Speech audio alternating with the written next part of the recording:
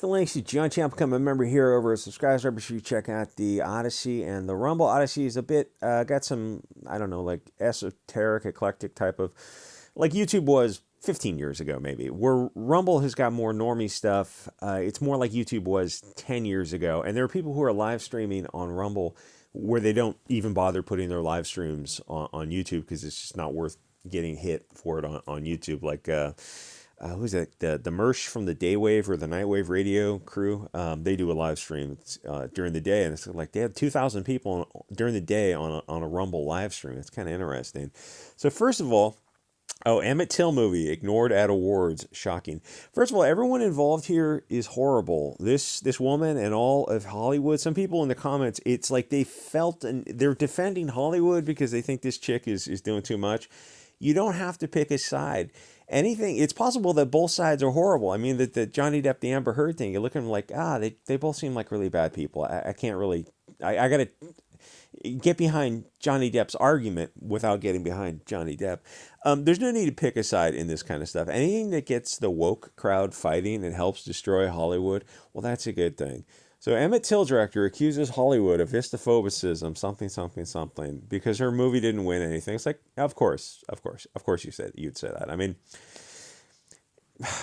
yes, gee, that's the first time we've heard that argument. And while I totally agree with her that Hollywood is istaphobic, in Hollywood's defense, the movie bombed when released. It cost $20 million and it made $9 million. Keep in mind, there's probably $30 million in advertising costs. So they call this kind of stuff Oscar bait, movies that fly under the radar, but they're super woke. It's just your standard anti-white cancer. Usually something by Spielberg about how much he hates blonde people. There's no shorter. It is I was going to say his latest Indiana Jones movie, but I think he's attached to it, but he's not directing it. Or a bilingual movie with no subtitles, the Romeo and Juliet's. It wasn't Romeo and Juliet. It was the movie based on Romeo and Juliet about Irish and Italian gangs or something. But it was in Spanish, but you didn't have subtitles for a movie for some reason. It's just woke SJW crap that doesn't make sense, but they pat themselves on the back. They give each other awards for being stunning and brave. So the director here, Chuck Woo, is very upset about her propaganda piece getting ignored, which if it got passed over by Hollywood, especially after the 2020 Soros Summer of Love, it's got to be just abjectly horrible, like Woman King levels of crap. The funny thing is, the story of Emmett Till has been told from one perspective for so long that the nonsense of some innocent kid got yeeted by the evil blonde man. Well, I mean, blonde men and sun men has been and how many people know that in this story that it was a mixed crowd. It's been accepted as gospel up until recently when people started to re-examine the story and they figured out, oh, this story is not all as it seems, but we're really invested in the history of it. And we come out and say, perhaps the story is not as we've been led to believe, and they start getting real nervous. So Hypocrite and Blackpilled have done some videos on it, and I was even inspired to do a Bit Chute Odyssey video on it. My conclusion was that he was probably a very bad dude following in his father's footsteps, who was also a very bad man. But going into details of that story is not a good idea on YouTube. It just attracts too many people who don't want to re-examine the history and admit that Emmett was probably a very dangerous guy. Kids his age today do today what he was accused of doing back then, yet they pretend that the accusations against him were just so ridiculous when this stuff actually happens today. So the story of him is not all it seems, and you start looking into it, suddenly people say, well, it's, the history doesn't matter, except people are acting on what they think is their understanding of these events. And recently a mob went looking for the woman who claims that he attacked her because a newspaper article came out that was based on a book that was claimed that she had retracted her accusation, but she never did. And when the reporter was questioned about it, it turned out the reporter had lied. She had stuck to her story, so the reporter had to delete the article, but many other articles cite that article as their foundation, and when you click the links, it comes up to 404 file not found. So all their articles are founded on a reporter that probably lied, which was enough to get a woke mob fired up to go looking for the victim who was attacked by Emmett Till 60 years ago, who would be in her 80s by now. So this mob is marching through retirement homes in the area, knocking on doors, confusing everyone who was there. They have no idea what's going on. There are people today who think that the woman lied because they believed a lie from a guy who wrote a book based on a lie. They heard the initial claim, but they never heard the retraction, as is often the case with the media. The whole thing was based on a reporter that claimed to do an interview with the woman that he had a tape recorder for and said she had changed her statement about the accusation against Till, but he didn't have a recording of it and he didn't have any notes on it. So, because it's a capital case involving perjury, the FBI had to go investigate and do a re interview with this woman because it would have been a felony perjury involving, a case where the guys were tried. And she said she didn't change her story. So the reporter was caught in a lie, and then the FBI has to go to the reporter and go, okay, well, you made this claim that's involving a felony. Where's the tape recording? You record all interviews, everyone does, and he doesn't have a tape recording. You go, well, where are the notes? I don't have any notes on it. Okay, then why'd you see none of your story's not holding up? It's like, yeah, so the FBI had to then go to the media and release a claim, said, yeah, we're not going to further investigate this because there's no evidence to back it up. But that retraction, that story doesn't get out there because it goes against the narrative. And the angry mob wanted to believe that the woman had lied and Emmett Till was innocent when the probability was Emmett Till, Occam's razor, is probably a very bad guy who had attacked her as she had claimed. And remember, hashtag believe all women. Believe women unless it's not politically correct to do so. How about we don't believe anyone and stick to facts, evidence, and due process? The left wing seems to love lynch mobs and witch trials when they're the ones who are doing it. So the witch trial against this kid, 60 years ago, well, that was Malum and say, evil in and of it itself. So you're going to go after the woman who was attacked by him, and this is how you portray him in the movies. Isn't that also a witch trial? Oh, well, she lied.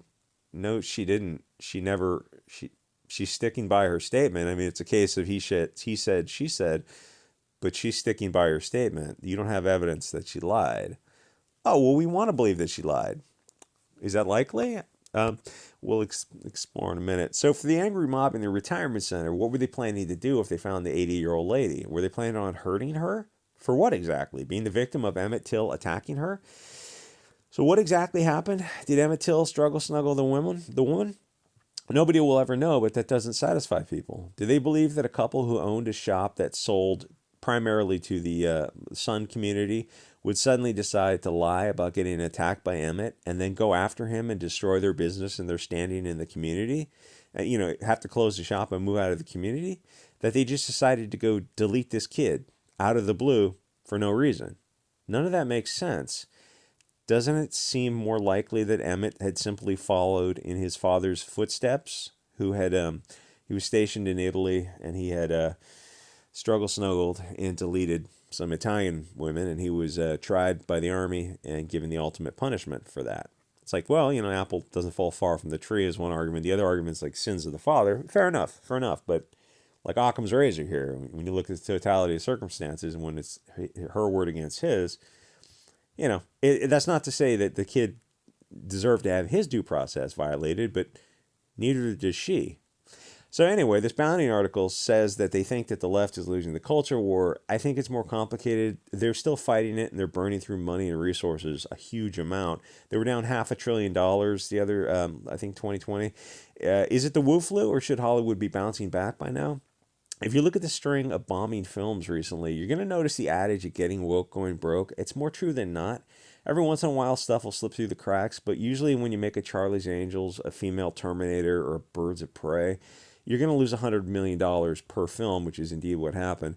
And if you've been following Hollywood, which is fascinating because it's a window into a madhouse of cultural Bolsheviks, they are fully dedicated to woke. They have zero interest in turning this around. They believe that eventually they'll get the next generation of kids on board with cultural Marxism and they'll generationally brainwash them. Will it work, or will they run out of money before that they can turn the industry around? I don't think it's going to work, because in my days with the Marxist programming on TV, back when we had 6 channels, we didn't have an internet that offered a counter rebuttal, a base Chad nationalist response to this globalist cancer. Now we have social media and various national patriot, tribal type of groups who can explain, like, what's the deal with these Bolsheviks? What's what's really going on beneath the surface? Put on the sunglasses. And the mainstream is slowly losing its power. You can see that the pie chart of market share, as the alt media grows, well, it's a zero-sum game. You're taking away from the mainstream. And I mean, you can look at CNN, MSNBC. That's definitely happening. But I think what these media empires are willing to burn their companies to the ground to keep pushing this, to keep pushing their anti-European narrative, because that's their goal. It's not a business. It's a religion of hatred. Anything that helps accelerate this Hollywood Sodom is to be encouraged. If this lady's narrative is that Hollywood is istaphobic, great. By all means, focus on that. Make movies even woker. If people accept that, then they get what they deserve. I don't think people are going to accept Woman King Wakanda Weimar. From what I've seen, the worse the mainstream gets, the better it is for the alt media, for the Odysseys, Bit Chute, and Rumble channels to tell people what's going on in Hollywood. So anything that encourages Hollywood to get even more woke, by all means. It shows people how much Hollywood hates them, and they really, really do hate us. And we can encourage them to start getting some in-group preferences and move on from sitting on the couch and just accepting the soy slop bread and circuses and brainwashing, and start taking part in other constitutionally protected activities, or even creative ones if you want to make your own pop culture. Let the left woke Bolsheviks have Hollywood. It's better to divest ourselves from the mainstream in its entirety and openly point to it as the enemy globalist propaganda. Anyway, is this too much for YouTube? I don't know. Like, comment, subscribe, join the subscribe if you can. I'll see you guys all next episode.